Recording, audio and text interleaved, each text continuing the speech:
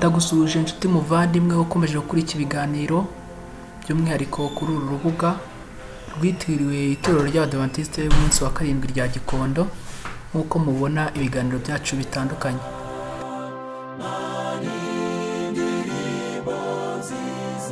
cyo gusuhuza kandi nkwifuriza amahoro y'Imana di Josué Ishimwe.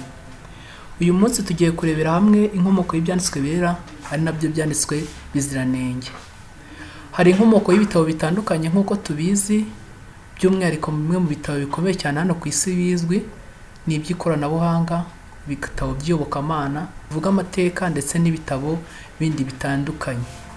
Mu by'iyobokamana twavuga nka Korowani ndetse n'ibindi amatorero ndetse n'amadini atandukanye agenda ashingiraho bitewe n'agace ndetse n'amahame abo bantu bashaka kugenderaho.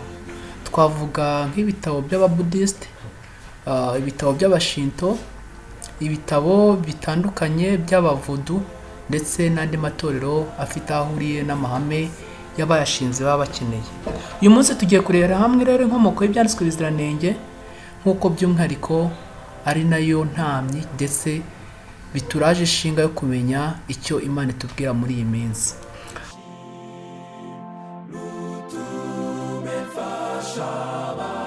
Ukayuka ko kumva ubuntu bw'Imana ndetse no kuyoborwa nabwo bikomeje kuba ingume.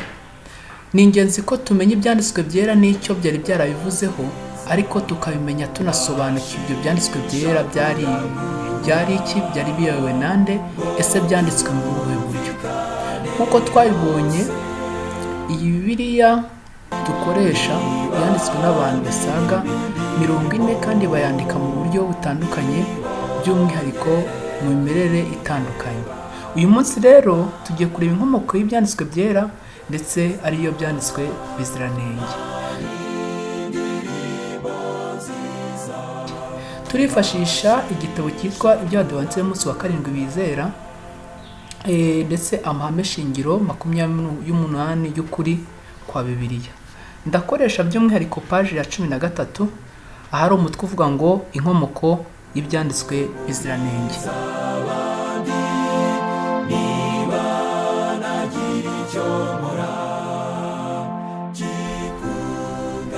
Ubushobozi bwa Bibiliya mu byo kwizera no gukora ibyo bidusaba buturuka ku nkomoko y'Imana by'ukuri. Abanditsi ba Bibiliya bayitandukanyije n'ibindi bitabo by'isi, bo bayifataga kandi bakayikora bakayumva nk'Ibyanditswe Byera ndetse Ibyanditswe Biziranenge, nk'uko tubibona mu Baroma igice cya 1 umurongo wa 2. Nanone bayitaga inzandiko zera nk'uko tubibona muri Timoteyo rwa 2 igice cya 3 umurongo wa 15. Nanone bakayita amabwiriza y'Imana nk'uko tubibona mu Baroma igice cya 1 umurongo wa 2, nako Abaroma igice cya 3 umurongo wa 2, ndetse no mu Baheburayo igice cya 5 umurongo wa 12. Umwihariko w'Ibyanditswe Byera Biziranenge ushingiye gusa ko kumva inkomoko yabyo. Aba babyandikaga bumvaga ko inkomoko yabyo ari ibyanditswe biturutse ku wundi muntu ari we Mana. Abanditsi ba Bibiliya ntabwo bavugaga ko ubutumwa bwabo bwabakomokagaho, ahubwo babuhabwaga buturutse ku isoko mvajuru. Kubwo guhishurirwa kuvuye ku Mana, bashobozwaga kubona ukuri maze bakakugeza ku bandi basomyi ndetse n'abandi bari bakikije, nk'uko tubona muri Yesaya igice cya 1 umurongo wa 1 no muri Amosi igice cya 1 umurongo wa 1. Nanone twabibona muri Mika igice cya 1 umurongo wa 1 na Habakuki igice cya 1 umurongo wa 1 ndetse na Yeremiya igice cya 38 umurongo wa 21. Abo banditsi bavugaga ko Mwuka Muziranenge ari wavuganaga n'abantu abinyujije mu bahanuzi, nk'uko Nehemiya bivuga mu gice cya 9 umurongo wa 30 ndetse na Zakariya mu gice cya 7 umurongo wa 12. Dawidi we yaravuze ati, Mwuka w'Uwiteka yavugiye muri nge, ijambo rye ryari ku rurimi rwanjye. Ndetse Samweli mu gice cya 2 urwa 2 rwa Samweli igice cya 23 umurongo wa 2 niho yabivuze. Ezekiel yaranditse ati, Mwuka anyinjiramo, Mwuka uhoraho anzaho, Mwuka aranzamura, nk'uko tubona muri Ezekiel igice cya 2 umurongo wa 2 ndetse no mu gice cya 11 umurongo wa 5 kugeza ku 24. Ndetse na Mika yaranditse ati, Mwuka uhoraho yanyujuje ubushobozi nk'uko tubibona muri Mika igice cya 3:8. Isezerano rishya ryemeza uruhare rwa Mwuka Muziranenge mu iyandikwa ry'isezerano rya kera. Yesu yavuze ko Dawidi yahishuriwe na Mwuka Muziranenge nk'uko tubibona muri Mariko igice cya 12:36.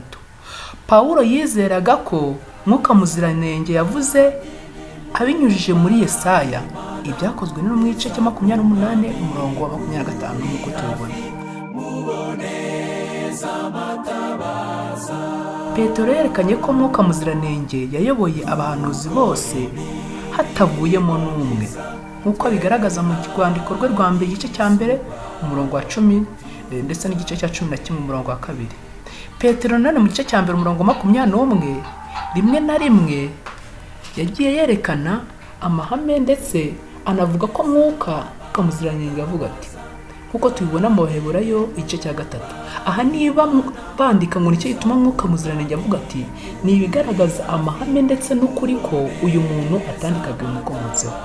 Abanditsi b'isezerano rishya nabo bemezaga ko Mwuka Muziranenge ari we soko y'ubutumwa bwabo. Pawulo yaravuze ati, Mwuka w'Imana avuga ari we soko y'ubutumwa bwanjye. Pawulo none yarangira avuga ngo Mwuka w'Imana avuga yeruye ko mu minsi y'imperuka bamwe bazimura Kristo bakava mu byizerwa. Mu gitabo yandikiye Timoteyo igice cya mbere, urwa mbere rwa Timoteyo igice cya 4:2. Nagendaga na Mwuka ku munsi ndetse Mwuka akamufata nk'ukuri, nk'uko tubibona mu Byahishuwe igice cya mbere 10.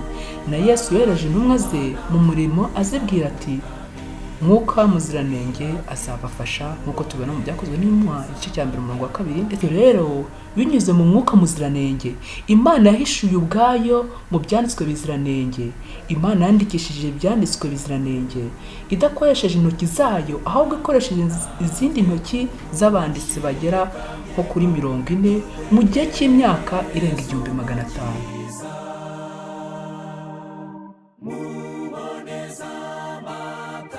Niba Imana Mwuka ndetse na Mwuka Muziranenge ariyo yahumetse ndetse ikaba yari yahumekeraga muri abo banditsi, ubwo rero Imana niyo mwanditsi w'Ibyanditswe Biziranenge ndetse Imana niyo mwanditsi w'Ibyanditswe Byera.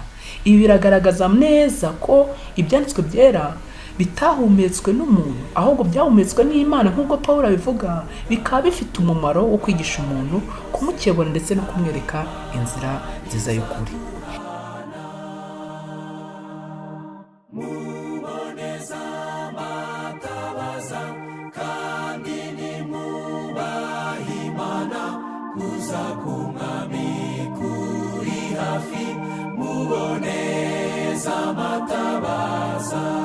Ahubwo ni inkuru z'ukuri Imana yacishemo kugira ngo tubashe gusobanukirwa n'icyo yashakaga kutubwira.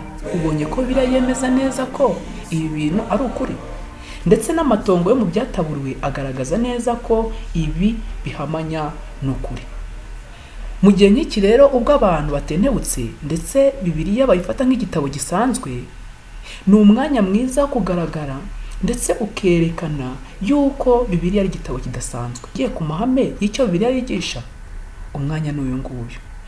Niba hari intego nk'iyo ngiyo ufite, ukaba ugiye gufatanya n'abavandimwe batandukanye kugira ngo wereke abantu Umwuka Wera, ndetse by'umwihariko mu gitabo yandikishije cyitwa Bibiliya, ndetse ukaba ugiye guhitamo gufatanya inzira n'abandi bakristo ndetse n'abandi biteguye kugaruka kwa Yesu, kandi bafata Bibiliya nk'igitabo gitagatifu kandi kibayobora. None wereka abatabizi Bibiliya icyo ari cyo, kandi abagerageza kuyipfobya ku mahame yabo ayo ari yo yose, ubereke ubakebura mu buryo bwiza. Ese wowe wiyizi waba ugendera ku mahame y'icyo Bibiliya dusaba? Mu gihe turi guhangana n'ingaruka z'icyorezo cya coronavirus, ni umwanya mwiza wo kwinjira mu Byanditswe Byera maze ugasesengura, ukajya umenya ibyo by'ukuri wizera. Reka dufate akanya k'umunota umwe maze twiragize Imana. Yehova Imana ikomeye, wowe mutegetsi w'ikirenga w'isi n'ijuru, twishimiye ko dukunda kandi waduhaye Ibyanditswe kugira ngo bituyobore inzira y'ukuri. Uyu mwanya tubonye ko ibyanditswe byera ari inzira waduhaye kandi ari wowe uyikoresheje ukabyandikisha kugira ngo bitwereke aho dukwiye kunyura. Turagusabye ngo yaba twe, imibereho yacu ndetse n'abandi bazumvira ijambo by'umwihariko bagiye kuryumva, ubahe kugendera ku mahame y'ukuri kandi azatuma tugera iwawe. Ibyo byose ntitwabyishoboza, ariko tugusabye imbaraga ikomeye cyane kugira ngo by'umwihariko turagusabye ngo ibyiza byose bitagereranywa, ibyo tutavuga muri iri sengesho rigufiya, ubiduhe ubuntu mu izina rya Yesu. Ijambo rito rihumuriza abandi. Murakoze, mwari kumwe n'umuvandimwe wanyu Josuwe Ishimwe.